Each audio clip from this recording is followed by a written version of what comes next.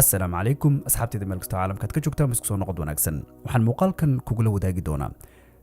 13 xanuun ee siigada laga qaado iyo siday ninka ragga ah noloshiisa rafaad iyo silic iyo baaba uga dhigto rafaadkii xanuunka koobaad ee dhaxalsiisan ninka sameeya waa inuusan gool nololeed lahayn waa in himadiisu ay dhimato waayo kartida iyo awoodda qofku uu wax ku qabto ayay dishaa qofku ka karti badan yahay nolosha waxa lagu gartaa in waxa uu naftiisa ka ballan qaado uu fuliyo waxa naftiisu ay wax ku noqonayso meel ku gaarayo in damaciisa uu ka dhabeeyo inuu gool degsado kuna dhaqaaqo kana cabsan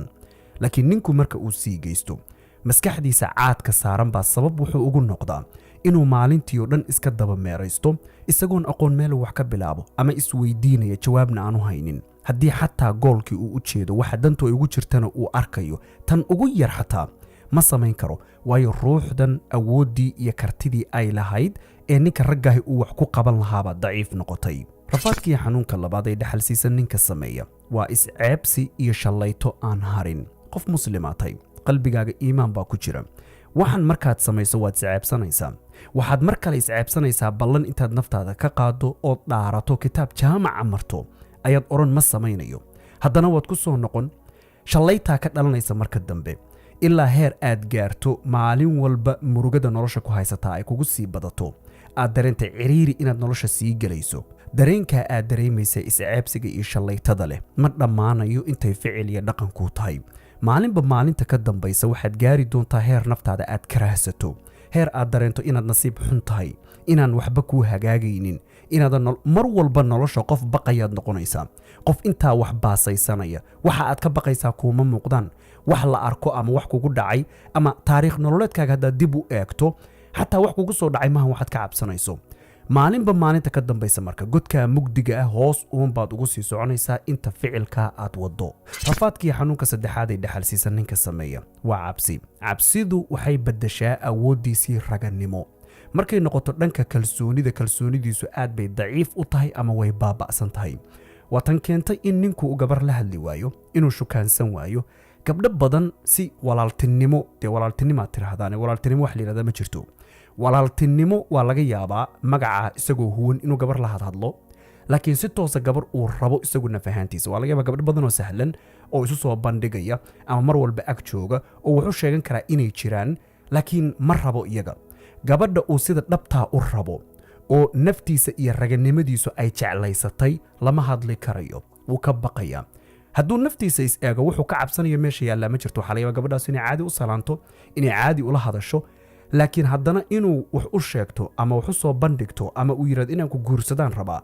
waxay la tahay sidii isagoo libax soo hor istaagay oo kale sababta keenaysa in ragatinimadadu ay sidaa u daciifto oo kalsoonidaadii raganimo ay dhimato wax kale ma ahane waa caadadan iyo dhaqankan aad muddada dheer soo waday oo sababta u noqday in unugyada kalsoonida qofka bini'aadamkahi uu leeyahay ay ka dhintaan rafaadkii xanuunka afraad ee dhaxalsiisan ninka sameeya waa inuu waxba qabsan waayo iyo in uu noqdo maqana jooge waad joogtaa haddana inaad maqan tahay waxba kama duwana walow jirkaaga loo jeedo waxaa laga yaabaa in cadaygaaga iyo nadaafadda jirkaaga iyo meeshaad seexato guglitaankiisa iyo in aad dharkaaga dhaqato waxaasoo dhammi culays badan bay kula yihiin waxaad rabtaa qof kale inuu kuu qabto xataa xaaladaha qaar haddii cuntadii dhammi guriga ay taallo cunto ma karsan karaysid wahsi baa ku saaran salaadahaagii waa dayacan yihiin waxba ma akhrisatid jiim ma tagtid waxa noloshaada sidaa u kharribay ee dilay ragatinimadaada wixii aad ku qaban kari lahayd ilaahay ku siiyey rabbi kuma dayicin laakiin qofka ay caadada u noqotaa noloshiisu dayac iyo dacdarro iyo silic kama dhammaato sababta keenaysa inaad marka waxba qabsan weydo waxyaabaha yaryaree sahlan xataa inaad baal akhrido qur'aan ah inaad baal xataa cilmiga adduunka waxyaabaha kale adduunka ka mid ah inaad xataa akhrido waxa kaa hortaagani wax kale maahan waayo ragatinimadaada awooddii meeshii loogu talagalay inaad ku bixiso oo ahayd in afkaaga dhagahaaga qalbigaaga maskaxdaada halkaas ahayd awooddu inay aado xubnahana ay shaqeeyaanoo wax qabtaan intaba awooddii waa ka maqan tahay baterigu waa kaa dhacsan yahay korontadu waa kaa tagtay taasaa keenaysa in ninku rafaad iyo xanuun fara badan uu nolosha ka dareemo rafaadkii xanuunka shanaad ee dhaxalsiisan ninka sameeya waa xubinkaagoo dareenkuu alla siiyey waaya tani waxay ka timaadaa qabashada tirada badan waxaa laga yaabaa 3 goor 4 goor 5 goor 6 goor maalintii rag sameeya inay jiraan dareerayaashan kala duwan ee aad isticmaalayso gacmahaagan jeermiska iyo wasakhda ay leeyihiin ama waxyaabaha kiimikaalkeen halkaa loogu talagelinayd u adeegsanayso ama gacantaada keligeed xataa ha noqoto dubkan kore ee jilicsan ilaa qofka bini'aadamka jirkiisu meelo badan oo jilicsan baa jirta meelaha ugu jilicsan bay ka mid tahay dubkan kore waa adkaanaya marka dambe kumalihi jilif buu yeelan doonaa laakiin sida uu wax u dareemayo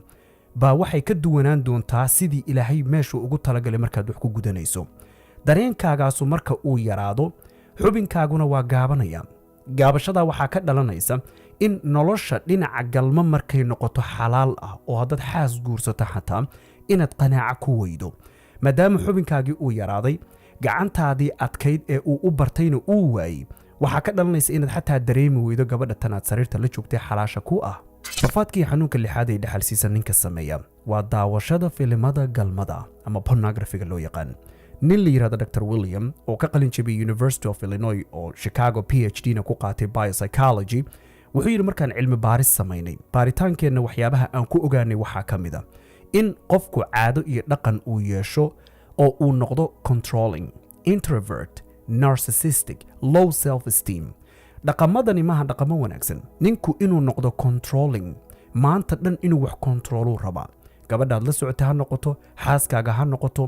adiga dhan waxaad soo baxaysaa maanta dhan inaad wax kontroosho ood ilaaliso waad baqaysaa waa baqdintan kuu soo sheegay baa kugu beeran waxaad ka baqaysaa in lagu khiyaano waxaad ka baqaysaa in been lagu sheego waxaad ka baqaysaa in lagu lugooyo waxaad ka baqaysaa in waqtiga laga lumiyo maanta dhan baqdin baa kugu jirta iyo introvert inuu qofku noqdo gooni u socod dadka dhan inaad ka dhex baxdo dadka guriga xataa aad kula nooshay iyagoo barsada joogo la caweynayo la sheekaynayo lama joogi kartid sababta ma taqaanaa waayo hawshii baad rabtaa inaad qabato dadka miyaad ka hor qaban kartaa waa maya waa inaad gooni u socod marka noqoto ummadda aad ka dhex baxdo waayo marna teleefoonkaaga ku foorarta waxbaad daawanaysaa marna ficilkii baad rabtaa inaad samayso dadka waad ka dhex baxaysaa marka dambe tartiib caado iyo dhaqan waxaa kuu noqon doona inaad go'do naftaadu ay gasho oo dadka aad ka fogaato waad qajilaysaa waad xishoonaysaa inaad xataa indhahaaga kontrooli weydo waa laga yaabaa inaad gabadhaad qabto ama gabadhaad la socoto aad rabtid inaad kontroosho laakiin labadan indhood ee madaxaaga kor ka saaran ee labadan daaqadood ee qalbigu uu leeyahay ma kontrooli kartid suuqa haddaad marta gabar kastoo dhaqaaqadaba waad fiirin maxaa keeni kara kula tahay social media waxaa laga yaabaa gabar kastoo isruxaysa dad aragta inaad eegayso waxa keenaya maxay tooda naftaada la kontrooli karin uga gudbi karin ragatinimada maxaa kaa qaaday wax kale ma ahan marka dhaqanka iyo caadooyinka qofku uu yeesho ayay ka mid tahay in qofku gooni u socod uu dadka dhanka go'doomo narcissistic waan iska ognahay qof kibir badan qab isla weyn ku jiro wax walba isagaa iskula saxan cid walba oo wax tirahdaba warkooda ma dhagaysto wax walba isagaa yaqaana qofku inuu dhaqan fool xun oo dadka dhammi xataa ay karaahiyeystaan markay arkaan inaad yeelato iyo low self esteem tan waa in qofku waxba qabsan kari waayo himadaadu inay mar walba hoosayso in damiirkaagu uu dilmo in dhaqdhaqaaqa qofka bini'aadamka ku jira oo wax ku qabto inuu wax barto inuu maartay wax ku ool naftiisa waa mustaqbalkiisa dantiisa inuu u kaco inuu waqti fiican subaxii hurdada joodariga ka kaco inuu qofku inaba dhaqdhaqaaq sameeyo waxyaabaha sababta ugu noqday qofka bini'aadamka ilaahay ku beeray oo dhan baa hoos wada aadaya cirbadaasu hoos bay jirtaa wax kalena ma keenayaan waa daawashadan waa indhahaganaad kontrooli weyday rafaad ka weyn oo ninka ragga ah soo mari kara noloshiisa ma jiroon ka ahayn in naftiisa uu kontrooli kari waayo wax walba oo naftiisa ay dani ugu jirtana uu ka cabsanayo dadka nolosha la wadaaga ama xataa dadku markay wax kuu sheegaan kalsoonidii baa kugu yaroo daciif kugu ah taasaa waxay keenaysaa qofku isagoo ku jecel oo kula socda oon ku khiyaanin oo daacad ku ah inaad maanta dhan daba taagnaata adna waad ku daba dhiman aakhirkana qofkaas waa kaaga tegaya rafaadkii xanuunka toddobaad ee dhaxalsiisa ninka sameeya waa daal iyo culays jirkaagu inuu daalan yahay mar walba daal baad dareemaysaa enerjigu waa kugu yaryahay tabar xoog waxaad ku dhaqaaqdid ma haysid mar walba daciif baad dareemaysaa waa waxa keenaya wahsida waa waxa keenaya in aad wixii adoo u jeedo oo fiirinaya in waqtigoo dhammi uu ku dhaafayo maalintii oo dhan baad iska daba meeraysanaysaa maalintu waxay kaaga tagtay lama oga habeenku wuxuu kugu dhaafay lama oga habeenkii oo dhan waad dhafraysaa waad soo jeedaa fiidmeer baad tahay ma seexan kartid sababta u seexan laaday adigu naf ahaantaada ma taqaanid waayo tabar iyo energy aad wax ku qabato ama aad ku dhaqaaqdo way kugu yartahay midda kale oo ah culayskana waxaad dareemaysaa in qalbiga culays badani kaa saaran yahay salaadii baad ka wahsan oo karaahsanaysaa oo dhibsanaysaa qur'aankii baad dhibsanaysaa in aad ilaahay xaggiisa dadka xataa ugu yeeriyo markaad maqasho waad dhibsanaysaa markaad maqasho qof kule ilaahay ka baq, markaad maqasho qof kule wartuko, waad karaahiyeysanaysaa.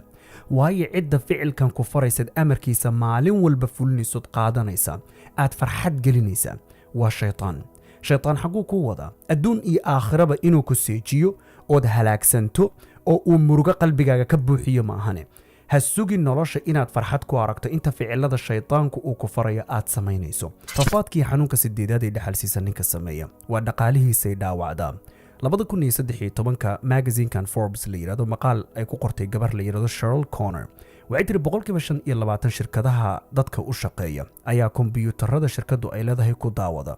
taasoo sabab ay ugu noqoto in ugu dambeyn shaqada laga eriyo markay shirkadu ogaato.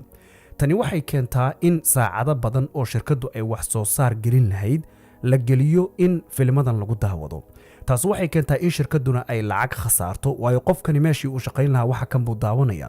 ugu dambeynna isagu shaqada marka laga eriyo waxa ku adkaanaysa xataa shaqo kale inuu helo. meel kasta oo uu tagaba shirkadii hore ee laga soo eriyey ma sheegan karo. hadduu sheegto maxaa lagaaga soo eriyey baa imaanaysa marka uu application buuxinayo. tani waxay keentaa in qofka dhaqaalihiisa rafaad badan ay sabab ugu noqoto inuu nolosha tan ku maro. rafaadkii xanuunka 9aad ee dhaxalsiisa ninka sameeya waa xishoodka ka dhinta. rabbi kama xishoodo, waayo qof ficilkan marka uu samaynayo dad la joogaa ma jirto, waa keligii. cidda keliya ee daawanaysa arkaysa waa allaha abuurtay ee adduunkan keenay. waxyaabaha rabbi raali gelinayana inay culays kugu noqdaan. dad badan oo idinka mid oo qur'aanka dhameeyay baa jira, laakiin waagaad dhammayseen baa idinku dambaysay. raganimo uu qur'aanka ku bilaabo oo bil walba ugu yaraan hal mar uu ku dhameeyo isagoo qur'aanka yaqaana xataa ma lahan. sababta keenaysana waa daciifay. qofka wuxuu dareemayaa wax walbaba inay buur yihiin. haddii leeyahay hal baal oo qur'aana maanta akhri hadduu naf ahaantiisa go'aansado waxay la noqonaysaa 15 baal inuu akhrinayo. wax kalena ma keenayaan, way naftu way dhibsanaysaa. inay samayso ma rabto. heesaha inaad dhegaysataa kuwa fududaanaysa, xanta dadka inaad dhegaysataa kuwa fududaanaysa. shay kasta oo xun oo liitaba dhankiisa waad u ordaysaa. laakiin markay noqoto xagga ilaahay, sidii inaadan adduunkan ka dhimanayn baad maalin walba u nooshahay. raaligelinta ilaahay iyo xishoodka rabbi aad ka qabto markuu meesha ka baxo, meel aad iyo aad khatar u ah baa taagantay. qur'aanku markuu maalin walba joogto kuu noqdo oo maalin walba aad akhrinayso, waxaad dul imaanaysaa waaladiina hum lifuruujihim xaafiduun ilaa calaa aswaajihim aw maa malakat aymaanuhum fa innahum ghayru maluumiin. mar walbo aayaadkaa aad akhrido waad waansamaysaa, waad isku xishoonaysaa. allaha ku abuuray ku irsaaqay adduunka ku keenay sidan maanta noloshaadu ay tahay kaaga dhigay. rabbiga waagaa kuu bariyay, rabbiga hurdadaa macaan ku siiya. qofku markuu ilaahay mar walba ka warqabo oo ay jirto inuu naftiisa mar walba xisaabinayo, wuu ka xishoonayaa waxyaabaha qaarkood in naftu xataa ay ku dhiirato samayntooda. rafaadkii xanuunka 9aad ee dhaxalsiisa qofka sameeya waa caradhawi. waxaan macno badan lahayn baad ka caroonaysaa. qof baa laga yaabaa inuu kelmad ku yiraahdo, waxaa laga yaabaa inaad wax walaaqanayso waxa aad ku dhex jirto qof uu in yar tala xataa kaa siiyo. mararka qaarkood waxbaad xirxiraysaa. tusaale ahaan wixii baa kuu xirmi waayaya adigoo isku dhex yaacsan baa qof waxaa laga yaabaa inta kuu yimaado inuu yiraahdo waxaan kaa caawiyay balkeen, waad ku xanaaqaysaa. 200 baad gaaraysaa caro, waxaad la caraysantahay xataa adigu nafahantaada isma fahmaysid. rafaadkii xanuunka 11aad ee dhaxalsiisa qofka sameeya waa qanaaco la'aan. in lagaa siibo waxa qanaacada la yiraahdo. malihi waxba ha raadinin. taa micnaheedu maaha inaan ku leeyahay wax dheeraada nolosha ha doonin, laakiin waxa aad haysato adoo ku qanacsan wax dheeraada ma raadinaysid. ee waxaad haysato ayaaba qanaacada laga siibaya. kuumaba muuqdaanba, kuumaba dhadhamayaanba. mar walba waxaad moodaysaa nolosha waxa kaa maqani inay yihiin waxaad ku qanci lahayd. waa sida widwidka oo kale. markaad meeshii tagto biyo ma lahan, sax? markay kulayluhu uu jiro, haddii baadiyaha aad tagto ama magaalada xataa qaarkeed haddaad laami istaagto waxaad arkaysaa meel aad moodid inay biyo fadhiyaan, waana kulaylka. markaad soo ordo meeshay timaado biyo ma yaalaan. marka waxaan ka wadaa in waxa aad haysataa kuu muuqan waaya, mar walba wax kale ayaa kuu muuqanaya. midda 12aad waxay tahay in aadan tukan. cibaado kalena warkeeda badaa. salaadu waxay kugu noqonaysaa culays. markaad tukato waxaa laga yaabaa qof kale inuu sabab kugu noqdo salaada, laakiin uma tukanaysid in naftaadu ay rabto, in waajibkan adiga ilaahay ku saaray aad garatay, in rabbi aad ku raali gelinayso, laakiin qofkaasaad iska gadaysaa. waana sida munaafiqiinta dhaqankoodu uu ahaa. in dadkana marka ay indhahoodu badan yihiin salaada masaajidda lagu arko oo ay tukadaan marka ay indhaha dadku yaraadaanna inaysan iman waa sababta salaada subax iyo salaada cishaan loogu arkin laakiin salaadaha kale masaajidda ay u soo camiri jireen waxaa laga yaabaa adoo filmo daawanaya salaada cishaan kaaga tagto ama kubad daawanaya kadib aad iska seexato salaada subaxna warkeeda badaa waxaad isweydiinaysaa marka naftaydu maxay u samayn kari laadahay waxa kan maxay waxaan u qaban kari laadahay waad ogtahay in lagaa rabo waad ogtahay inaad dhimanayso waad ogtahay inaad qabri gelayso waad ogtahay inay xisaabi ku sugayso adoo qaawano cagcad inaad rabbiga soo hor istaagayso midda 13aad ee ugu dambaysaana waa in raganimadaadu ay ku dhimato waa laga yaabaa inaad tahay raganimadeedu sidee ugu dhimanaysaa laakiin siyaabo fara badan oo intaan hadda soo sheegay iyo kuwo kaloo fara badan ayaa waxay sabab kuugu noqotaa in ragatinimadaadu ay dhimato tusaalahaan filmadan galmada hadda aan ka soo hadlayay bulsho walba marka la rabo in la daciifiyo waxaa laga soo maraa dhinaca awoodeedu ay tahay awood bulsho kastaaba ay ku taagan tahay haddaad eegto waxaa dumarka ilaalinaya la rabo inay difaacaan la rabo inay u shaqeeyaan la rabo inay masruufaan waa ragga marka haddii aad rabtid nin inaad baabi'iso xaggee laga soo maraa bay kula tahay cunto bilaashana ha helo meeluu seexdana ha helo meel uu dareenkiisa ku gutana ha helo ninka ragga ah galmo iyo cunto bilaasha hadduu isku darsado waa u dhammaatay naftiisa hadduusan dee kontrooli karin ninka marka maanta bariis iyo baasta iyo canjeero bilaasha guriga hooyadii aabbihii ka cunaya filmadan daawanaya goormay kula tahay nin raga inuu noqonayo goormay kula tahay in bulshada rag wax ku ool ahi ay ka soo dhex baxayaan waayo nafta iyo wixii ay rabtay oo dhan wuu haystaa isaguna damiir uu iskaga celiyo iyo karti uu naftiisa ku xakameeyo ma lahan naftuna waa waxay jeceshahay waana waxa shaydaanku mar walba uu ku yidi diilo gelinaya in ay samayso haddaba dhammaantiin intaynu muuqaal kale dib ugu kulmayno wasalaamu calaykum waraxmatullaahi tacaala wabarakaatuh